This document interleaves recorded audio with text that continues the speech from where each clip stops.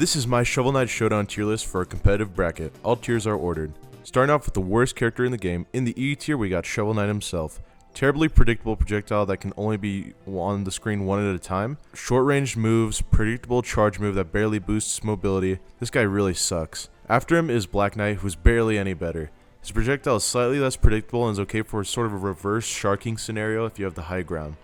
You can also hit the ball afterwards to make it bounce again, adding an ounce of nuance to his projectile game. His down air attack also makes him fall faster, so overall he's like Shovel Knight but better when you're above your opponent. Coming out next is Goldarmor, the final Shovel Knight clone. He's very similar to Black Knight, except he also has a shield. When you're charging a special move, which is, by the way, a really lame triple thrust, he blocks all attacks, which is great, but you're not really going to get anything out of it due to his terrible range. He can also block attacks coming from above. Goldarmor also probably has the worst projectile in the game. It's a slower, unbounceable version of Black Knight's projectile. Next up is Plague Knight. Similar to Shovel Knight, Plague Knight is a very straightforward projectile. However, when he uses it in the air, he kind of throws it at a 60-degree angle so he can hit people at niche angles if they're not paying attention. His only other attack is a decent anti-air. It's very laggy and thus easily punishable. Plague Knight also has a double jump, but it's more of an air stall than a legitimate jump. It barely takes him anywhere. Overall, Plague Knight is the worst zoner because of predictable and easily beatable projectiles along with poor mobility. The final character in E tier is Mole Knight. Now, there is a world where Mole Knight is the best character bar none. Let me explain. While he's in the ground, for some reason, it takes 2 hits to get him out of there. If he comes out and lunges at you, for some reason, he can immediately go back into the ground, making him invincible camping king. However, I have banned the immediate rebury for the sake of, having fun, so he's back to E tier. Barely any moves with poor reach, and although Barry is still broken, without the automatic rebury he has to come out eventually, so it's easy to punish. Starting off D tier, the 6th worst character in the game is King Knight. He has very few moves and loses pretty bad to all high and top tiers. His projectile, the Bomb Rat, has some nuance in that you can change its direction and lob the bomb off the rat, but it's not very threatening. The fact that he can bump into projectiles and spin off it's alright, along with his semi-recovery when he bumps off walls, but overall King Knight just feels too linear to pull off anything impressive. Next up is Mr. Hat. If he didn't have 2 stances, he might be a lot better, but his 2 halves feel underwhelming on their own. His fancy hat style is a zoner that has projectiles that are too slow to feel threatening. Since he's a floaty in this mode, he's also very susceptible to being anti-aired. His military hat style is better against the top tiers, particularly his aerial attack, but he can be hit easily with attacks that come from above, and his projectile in this mode is still very slow. Of everyone I've talked about so far though, this guy has the most potential easily. Finishing off the D tier is Polar Knight, who is one of the most polarizing characters in the game. The fact that he can kick the snowballs makes playing against him a huge guessing game. He can also block attacks coming from above. However, he's huge, slow, and has a tough time playing against normal base zoners.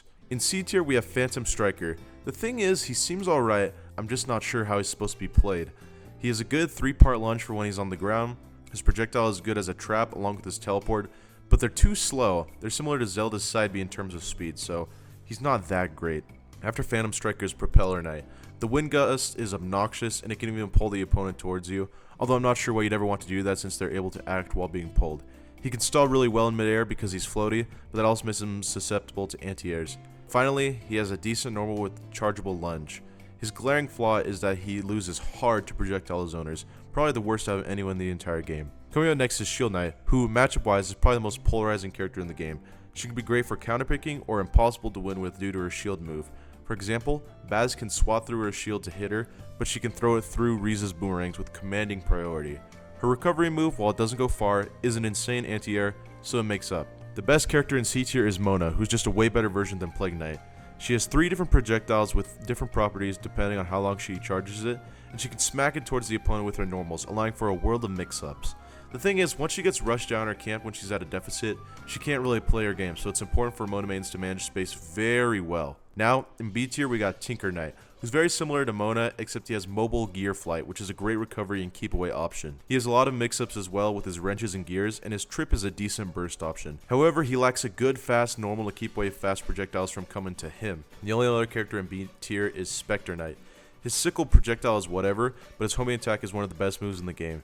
His entire game plan revolves around being above you so he can land on you, and parry isn't a great counter option since every character besides maybe one, who I'll get to later, can't punish it. He loses to sharking and long range normals. The wall climb is a nice inclusion to his toolkit though. In A tier we got Liquid Samurai, who has an interesting moveset.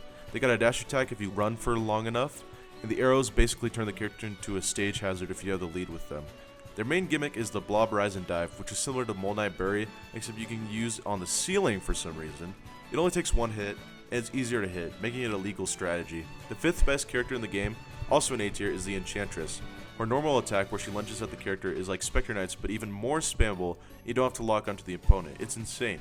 To add to that, her fireball is also very spammable, although you have to be careful where you use it because it launches you back. Either way, it's got pretty much everything a character would want. She's just a bit big and floaty. The final character in A tier, and the 4th best character in the game, is REIZE. In a Mole Knight legal world, he is the only counterpick due to his boomerangs on the floor that deal multiple hits. Either way, it's still a great space controller. He has a teleport, good projectile, and good mobility, but he barely misses out on the S tier due to his lack of a super busted cheesy option. Now for the S tier and the top 3 characters in the game. In 3rd place, I have the normal REIZE. REIZE may not have the floor boomerang, but he has a higher jump, an extra jump, and 2 boomerangs. Furthermore, he can lob his boomerangs upwards, so he's also a better anti-airing character, which is something that REIZE lacked. He lacks the teleport, but I feel the trade is more good for him.